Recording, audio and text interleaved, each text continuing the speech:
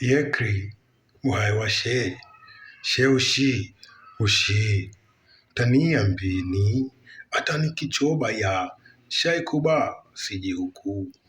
Mbona uni huku na we sio Mwenyezi Mungu ani huku amenikubali di na ele yekri uhai wa na wapi mi na ti hii time amfanya ashikupumu. Ukimuuliza ka yekri uhai wake ashikupumu yekri uhai wa usiabushe ka yekri uhai wa ufalme wa Yesu Kristo uje ni wa upendo. Sio watu nazokubaa au tunazokataa ka wanada. Kila kinafaa kwa netumi. Sio wao watasea hii. Sabu kila mu anawaa vita na kila waa la kubaa. Sio kila waa lafaa.